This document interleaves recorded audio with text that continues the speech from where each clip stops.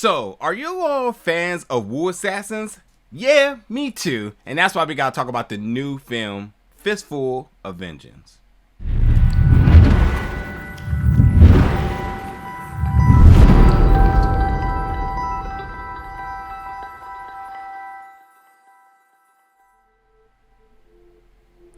What's up, folks, and welcome back to the channel today for another review. And today we're going to be reviewing the film Fistful of Vengeance, coming to Netflix February 17th.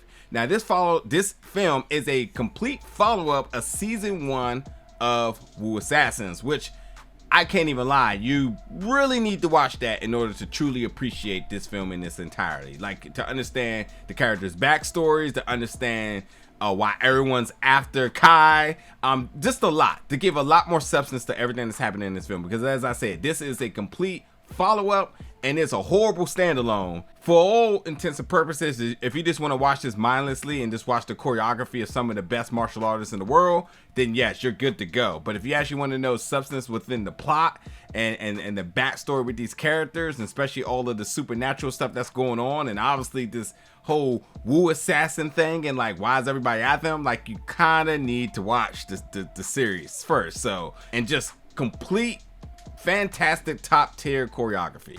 That's that. But you probably want to go watch the series. I really think you should. But again, coming on Netflix February 17th. Now, this is exciting because we have not gotten any news in terms of a season 2 of Wu Assassins. So knowing that a movie was coming out, you're kind of like, okay, what does this mean? Does this mean the end? Does it mean there's more? And I'm here to say that, like, based on the conclusion of this, there's clearly more story to be told. There's hope. So now we're just waiting for the announcement for season 2.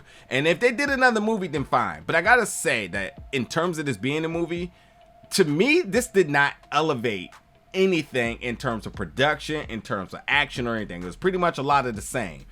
The thing that this did do for me is that, number one, it gives us hope that there's more Wu Assassins coming, but it also got some fights that I've been kind of wanting for a long time. So that's that. But again, choreography, cinematography, music was all top tier.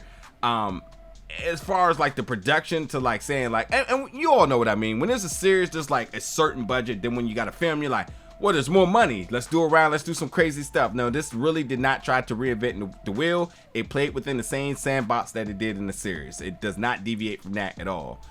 So, you know, much of the same on that note. And that's fine. If you like Wu Assassins, then you will like this. But for me, just a little bit underwhelming because I really was expecting a lot more.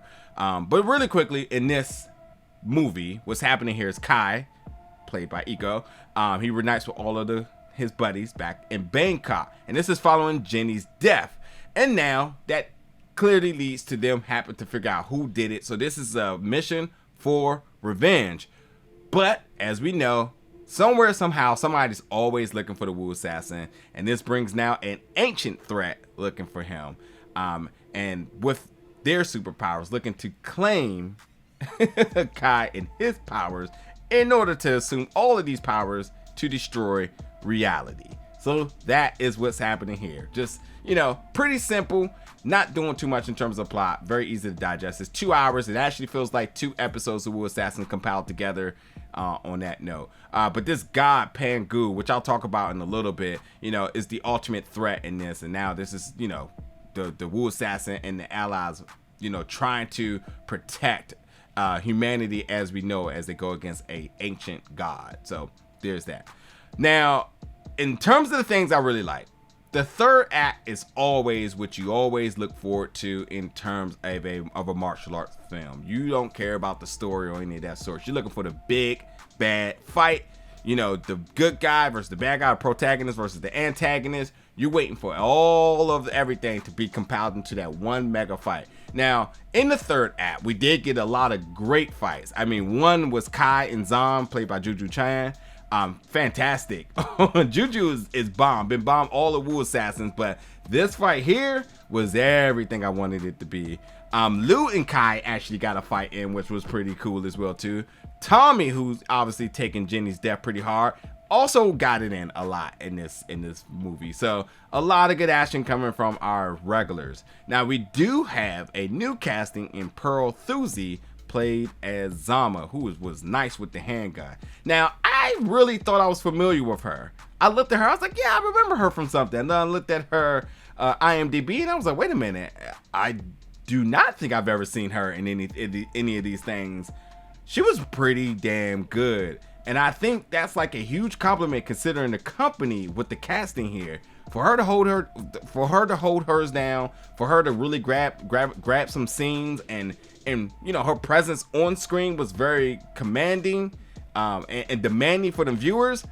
Really good job. I was not expecting that, but here we are. Very solid. As I said, the music was good. The cinematography was good, especially some of the dope panning slow motion shots. They nailed those all the time. The choreography was top tier. We all know that. Now, as I said, this doesn't try to reinvent the wheel to any extent. So a lot of what you got from the series is what you got in the movie, especially when it came down to special effects. The CGI was absolutely as it always has been. I'm not even going to even label it. You know what I'm talking about here.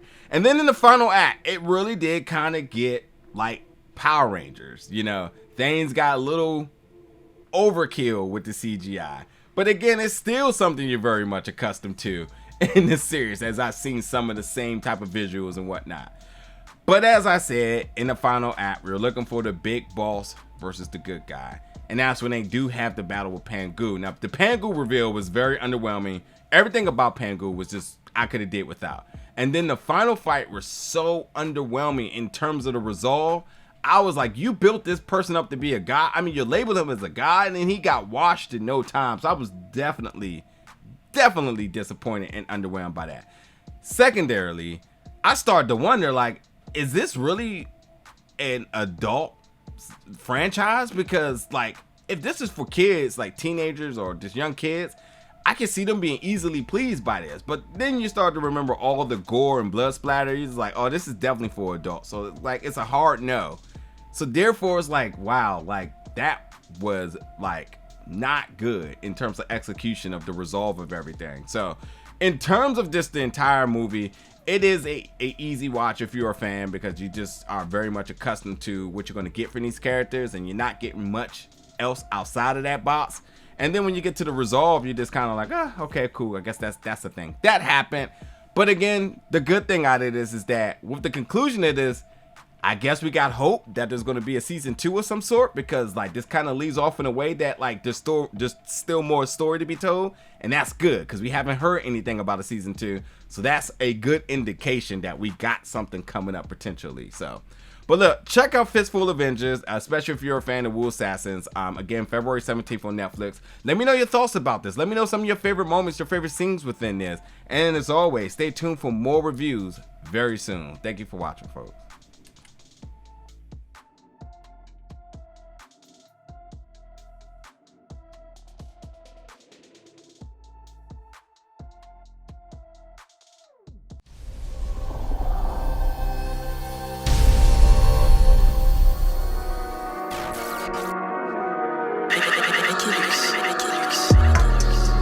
Big gold bell.